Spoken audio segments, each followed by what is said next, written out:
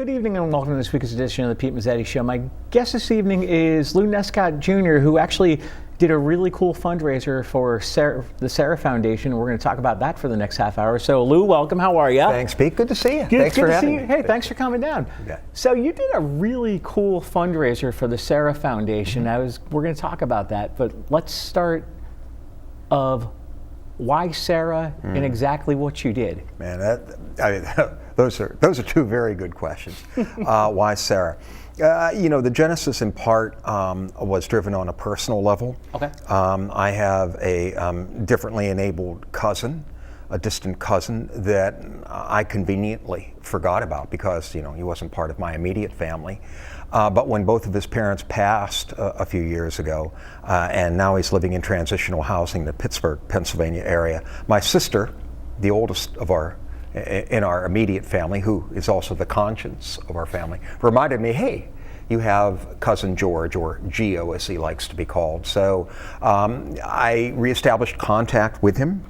I was hesitant to do so in part because I didn't know how to communicate, and my sister reminded me, just communicate like a human being, like a family member, and I did, and it's been great. And I'm glad I reestablished contact with my really long lost cousin, and so that was in part the genesis behind the Climb for Sarah, because I'm a climber. I've done climbing for cause kinds of projects before, for the Yale Breast Cancer Research Center in 2008, 2009, for Mount McKinley or Denali, and then before that in 2003 I climbed in Russia, in the Caucasus, which is really cool, to the roof of Europe for my church, Three Saints Orthodox Church in Ansonia, Connecticut, and did a climb for a handicapped parking lot. So I like to climb for a cause. I climb for selfish reasons, but I also climb for a cause. And it seemed that a year or two when I reestablished contact with my cousin, and I knew some people at the Sarah Foundation, it was a natural fit.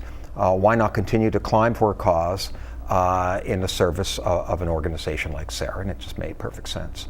So. And how long did the climb take? The climb was around 6 or 7 days. When you climb, you don't necessarily pay attention to the day itself. You pay attention to how you're doing physically and how the other team members, and there were 7 or 8 other team members I climbed with, how they were doing. And that really in part dictates the pace of the climb, but above all, it's the weather that sets the pace. How was the weather?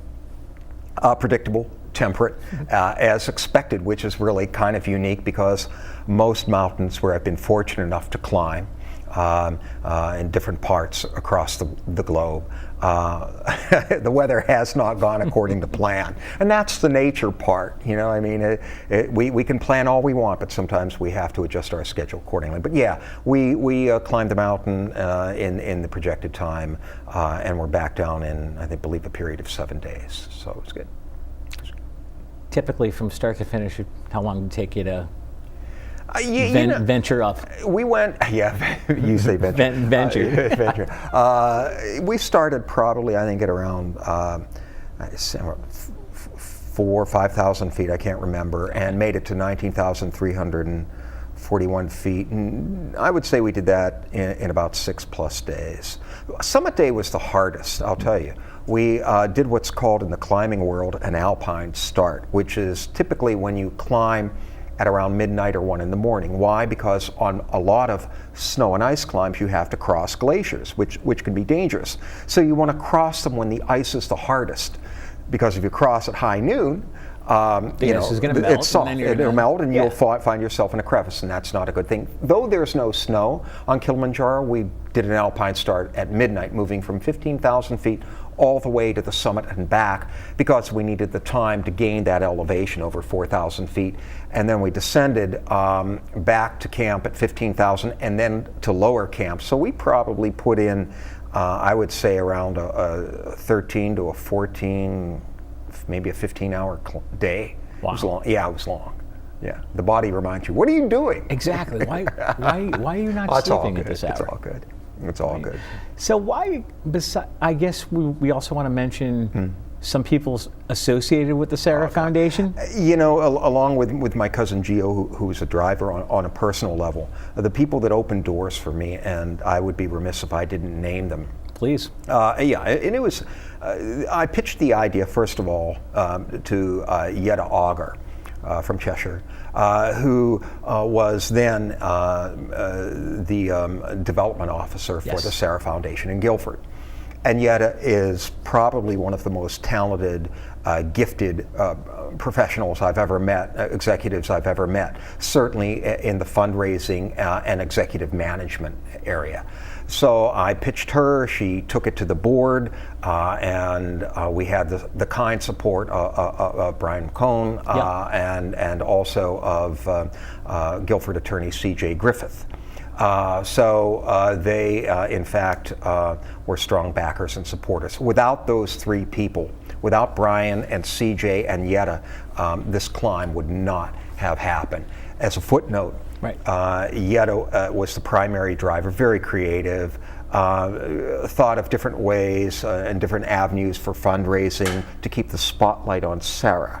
Because, as you'll recall, last year, the state was in a budget crisis, and Sarah, like a lot of social service agencies, had to curtail services.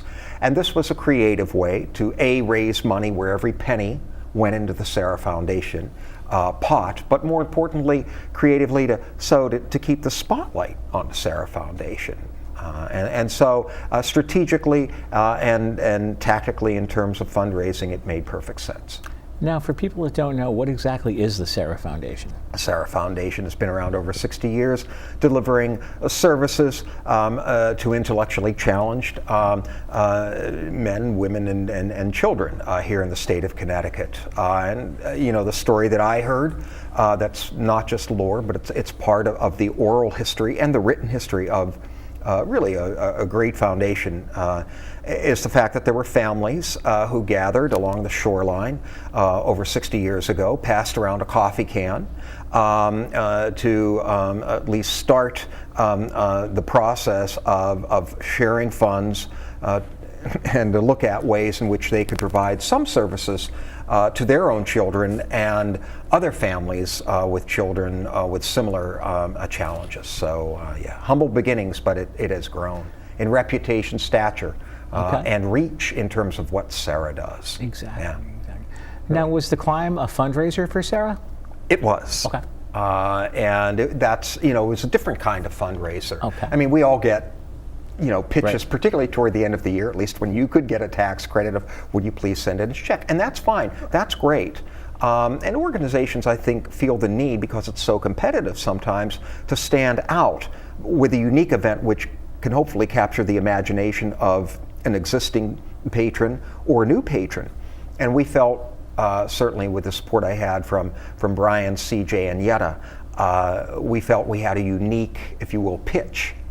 You know, going 7,000 miles away and climbing one step at a time, which was our mantra on behalf of the Sarah Foundation family members. And in fact, we generated some press that, again, kept the spotlight on Sarah during that difficult time in the state budget crisis last year, as I'm sure you know, the impact that was felt here. Sure. Exactly. And I guess there's some photos that we're going to take a look at. I was wondering if maybe we can take a look at the photos and maybe talk about them. So what do we see? Okay, this is actually at the end of the climb. What's really interesting is that when I've climbed big time mountains across the globe, you basically are responsible for carrying your own gear onto the mountain and off the mountain, which is the way to do it. Leave no trace behind, ethic, right? Right. But on Mount Kilimanjaro in Tanzania, in Eastern Africa, the government requires that you hire guides and, by extension, porters, and it is one vehicle for employment. So I figure was cited to me by one of the local national guides we had that roughly 30,000 men, women, and in some cases children seize opportunities for employment on the mountain because there are a number of climbing teams ascending the mountain on any given day. So you're looking at a shot here at the end of the climb. We're all tired. The team members are mixed in with our support. Our guides from Tanzania and the porters from Arusha and other towns near the Great Mountain in Tanzania. Without these men and guides and porters, you know, we wouldn't have gotten one step up the mountain. for sure, because there were some treacherous pitches that had to be navigated. And I think one of the appeals to humanity is that when you climb, you discover humanity, and your faith in humanity is reborn, and that's what I like. This is a summit shot. Yeah, I was pretty tired and pretty cold. It was a cold day. Was it? Oh gosh. I mean, my hands, I have mittens on and I'm trying to, hold that sign up for Sarah, which we got to the summit of Kilimanjaro. Yeah. But because I've had minor frostbite from previous high altitude climbs, compared to other climbers on our team, my hands began to literally freeze, the fingertips, and so I had to put on my mittens and keep working my fingers inside my mittens. So yeah, I was holding the sign and trying also to hold on to my digits. Yeah, exactly. Right? So, exactly. Yeah, I love that shot. That was taken, I want to say, at around 15,000 feet. You want to talk about serenity and rediscovering your faith in humanity and the beauty of nature. You climb for perspective. You realize how small you really are, how brief your time on this earth really is, and you set about the business when you return from a climb to try to adjust your attitude and be kinder and gentler and more supportive of humanity as a whole. So Exactly. that's a shot. Yes, that's me. Without those guys around me, and those are all our senior guides on the climb, Okay. I certainly don't get one step. In fact, when my hands began to seriously freeze on the summit, Yes. one of these guides took me down sooner, while the rest of the team remained and followed, and like 5-10 minutes later.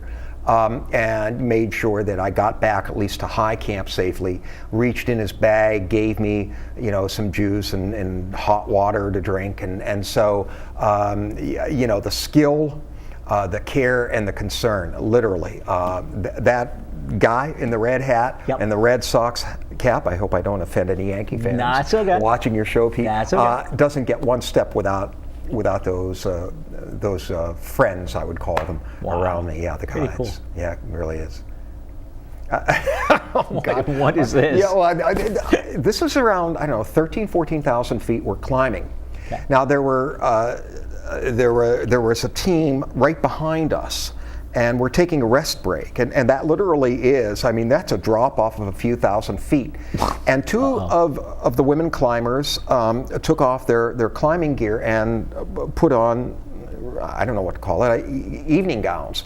And what we found out is that this was I believe it was a German or British rock group that was shooting an album cover. Yes. or a cover, for their latest release. Wow. Really, I call it album cover. That's okay? fine. However it's sold or Yeah, packaged, exactly. right? But I couldn't believe it. So they had their photographer there taking high altitude photography for their rock album. I don't know the name of the band, but cool. God bless them, because just simply to climb to get to that altitude, that shows dedication, not just to your music, but to your art, to your craft. So you run across strange things that you don't expect to see at altitude, and this was one of them.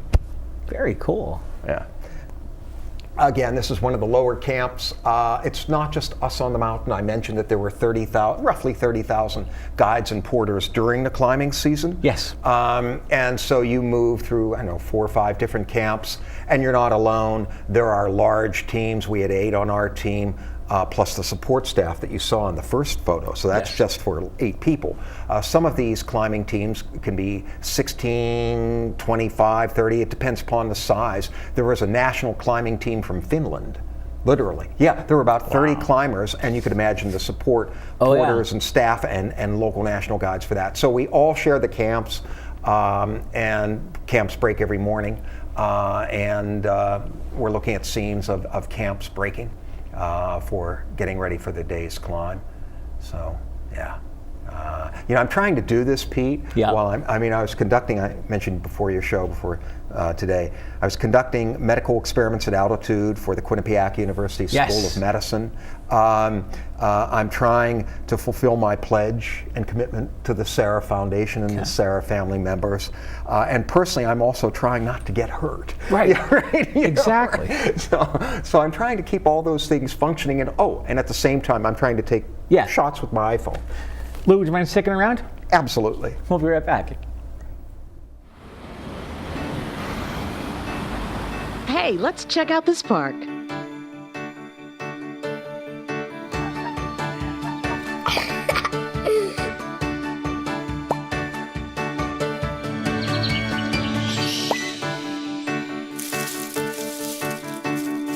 Oh, wow, that's really cool.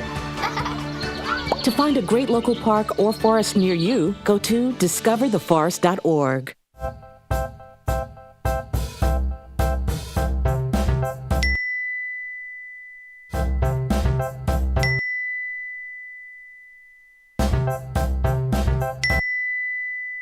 Planning the right amount of food is hard. The Guestimator makes it easy. Just tell it who's coming and what's for dinner. Then it tells you how much to make. And yes, it even plans for leftovers. Try it at savethefood.com.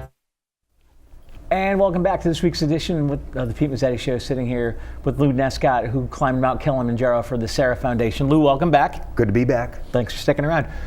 So I guess, why did you climb Mount Kilimanjaro for the Sarah Foundation? You know, it's a continuation of my climbing. I don't want to call it a career, but climbing in general. We can talk about that if you want. Yeah, please. But in this case, I had, in effect, retired. Okay. But I love the winter.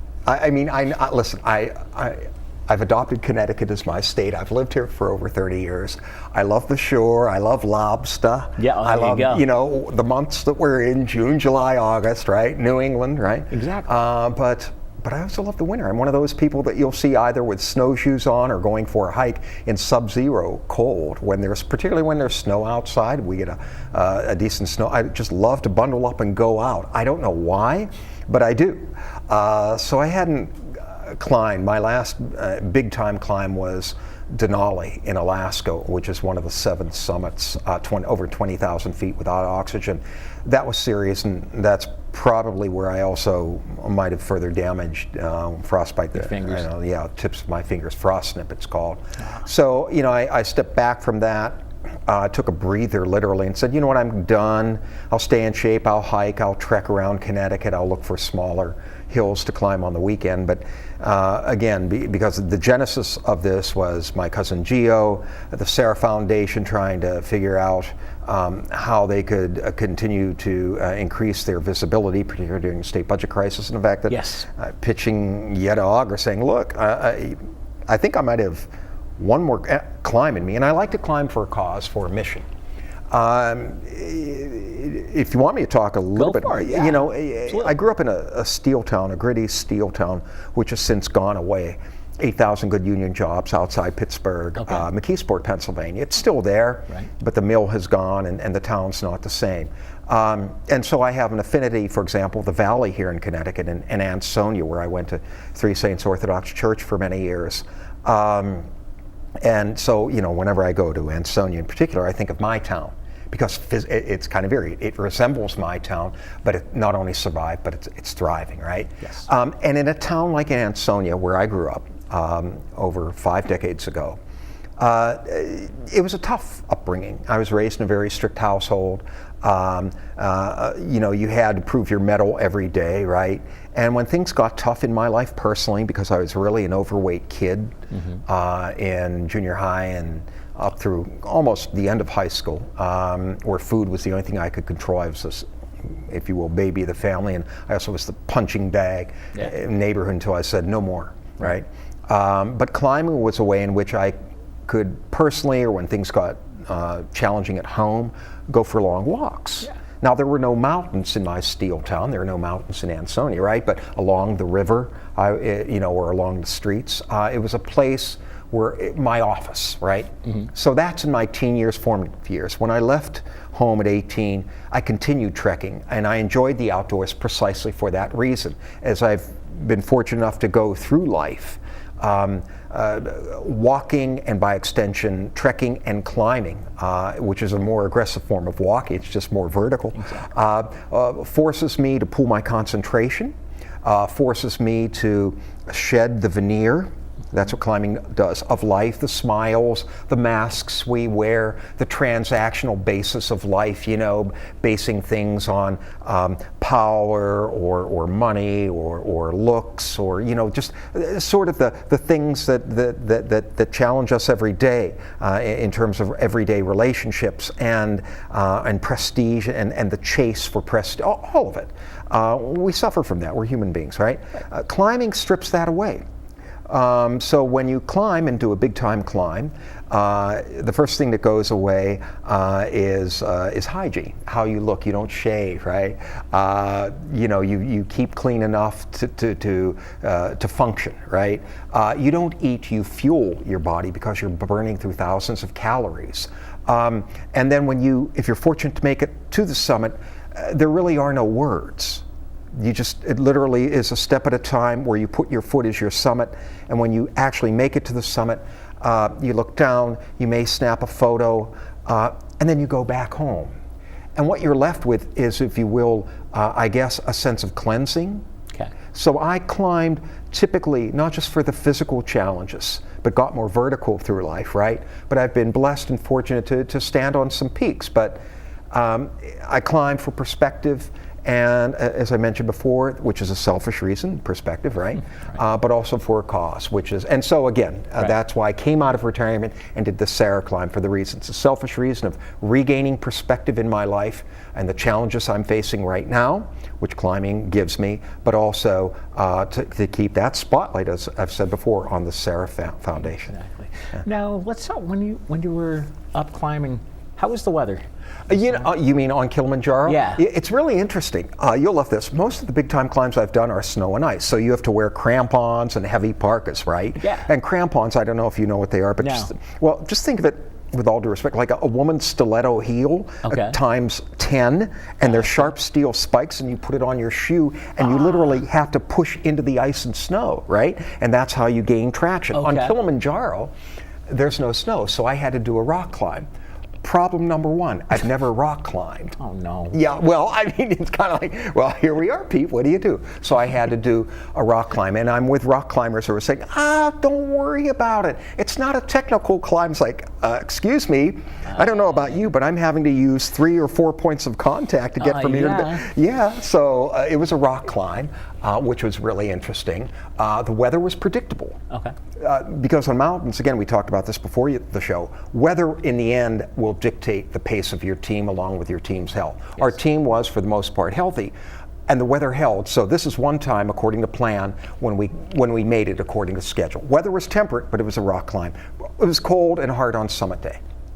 So, yeah. And once you got up to the top of the mountain, how long did it take you to get back down? And was going down easier than going up? That is a great question, and the answer to that question is yes and no. Yes, to the extent. Explain. Okay, really quick. Explain. Yes, to the extent that when you descend quickly, which means you're going to a lower altitude, which means your lungs and your, I guess, red blood cells are saying thank you. Exactly. Right? As opposed to going up. Right. But when you're going down, you're tired, which means it's almost counterintuitive.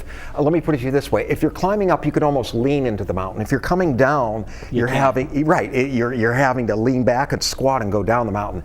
This was compounded by the fact that, in addition to Sarah and all the objectives I wanted to meet with Kilimanjaro, I wanted to mention them quickly on your show. Absolutely. The Quinnipiac School of Medicine was gracious enough and kind enough to support a medical study about how senior athletes behave at altitude. So I collected a trove of medical data for the Quinnipiac School of Medicine, which I was proud. Let's talk about that. Let's keep talking about the Quinnipiac School of Medicine and the study that you did when you were up there. I didn't want to fail, certainly, and the dean who bought into the project from day one, and Dr. Tom Martin, a physiologist at the Quinnipiac University School of Sports Motion Lab. Okay. Sorry, Tom, if I got your title right. And Catherine Woolley, a medical student. Those were the two drivers. They asked me to take up a heart monitor Right. To check my oxygen levels by putting a device on my finger before and after climbing day. So that would be recorded. I had to do on my cell phone, which I had to charge with battery packs, a reaction to test to see how I would react at altitude. And I can tell you, yes, you do get a little bit slower when you have to punch certain keys the higher up you go, right? Because oxygen's a little bit more thin up there. Yeah, and so I did that. I also had to record into an iPhone and walk, much like being pulled over at a traffic stop here in Connecticut, 10 steps in a line again. And this is timestamped to see how my body was performing at altitude. So they gathered a trove of data, and I'm really excited because they're going to roll out their results, I think, sometime next month in August. So yeah.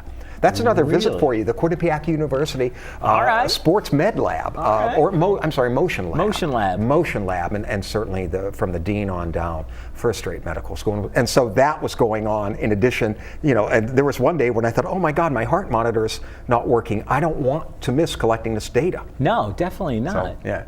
Definitely. Wow. Yeah. It was fun. Sounds like a really cool trip. So where are we going? You're right. I'm going. Come on. We need to pick them out. Let's go. I'll come out of retirement again. There you It'll make a great story or two for you. So we'll take Ray from QUN with us.